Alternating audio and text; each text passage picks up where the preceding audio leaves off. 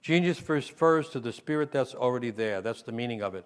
It's a Latin word, genius, but it really comes from North Africa, where it was pronounced genie. And then you have, in Latin, they say genus loci, the spirit of the place. And so you have school spirit manifested, maybe the football stadium, basketball court. You see the school spirit come out. That's the genius of the place. And then you have, the genius of the person, the inner genius. So sometimes it's called the guardian angel or the inner muse. In Africa, they call it the divine twin. It's the resident spirit of the soul present in each person, and it involves our own individual, unique way of seeing life. I want to repeat that. The genius in us involves our unique way of seeing life. William Stafford has that poem about, he calls it the muse. The muse is the feminine term, the genius is the masculine term. They're very similar. But he says in his poem, When I Met My Muse, he says at the end, or she says to him, I am your own way of seeing the world. As long as you look through my vision, everything in this world will be a kind of salvation for you. You can interpret from that, one of the ways to salvation, saving oneself from the usual disasters, one of the ways there is to be seeing the world in our own unique way. The notion of the genius, of the resident spirit inside each person, is connected to the idea that each person is unique and never will be repeated. The genius of each one of us is to be already uniquely ourselves. I'm going to repeat it, because we live in a world that is ruled by collectivism and by massing, right? We have mass communications. We're right near a lot of the source of that. It's a mass culture. One of the problems with mass culture is it's automatically against the individual. The individual, it means the undivided person. It means the one who found what was supposed to be found inside them and learned how to live it, and therefore they're not divided within themselves. They're not divided from their soul, and they're not divided from their own genius, but they're living with it.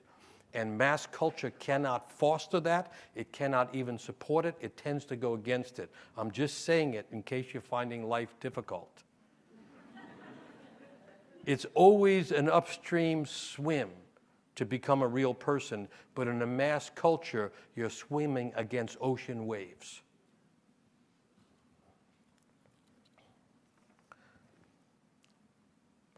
As the indwelling spirit of our life, the genius is the source of our true identity. And if it is ignored or remains unrecognized, it becomes the cause of our real identity problems. You get what I'm saying? That the identity we're trying to find and live out is hidden within us. One of the cool things happening in modern culture is Eastern philosophy and Eastern spiritual notions are coming into the West. I think it's a good thing, because in the East, they say the knowledge you're looking for is inside. And in the West, everybody thinks it's outside, and that gives rise to the whole advertising business. You know what I'm saying? Everybody constantly trying to sell us stuff to make us into somebody else, where we really need the opportunity, or take the opportunity to become who we already are. And in the East, the function of meditation and deep reflection and all that is to find the genius within, or they call it the divine within. And if you think of spirit as the genius, as the spirit within a person, spirit has hints of divine in it. Therefore, you could extract the idea everybody has the divine in them, and that's why we respect each other, because each person is carrying something divine. You get what I'm saying? I hope you get what I'm saying. Because this is the reason to make an effort to have a meaningful life. And this is the reason, I think, to teach. And this is the reason to fight for things that are meaningful, is so that people get not the opportunity for outward success. Okay, if you can produce that, good. The opportunity people need, what real success, or the kind I'm talking about, is the opportunity to risk becoming oneself.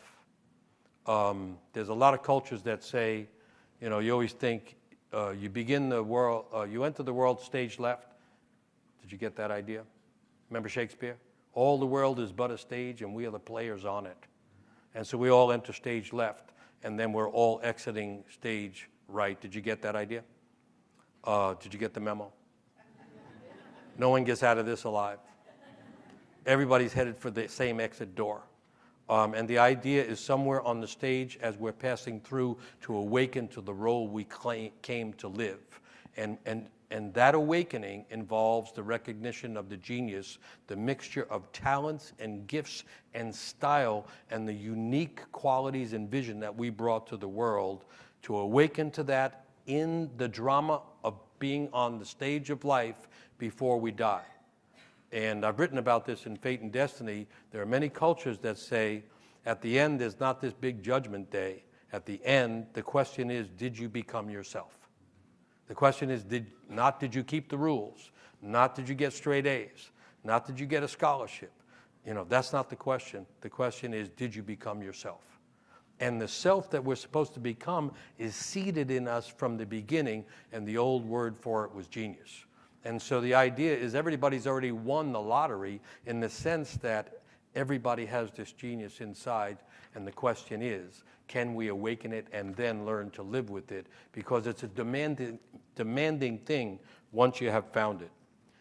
Genus and genius are like two opposite things. Genus is the group, the species.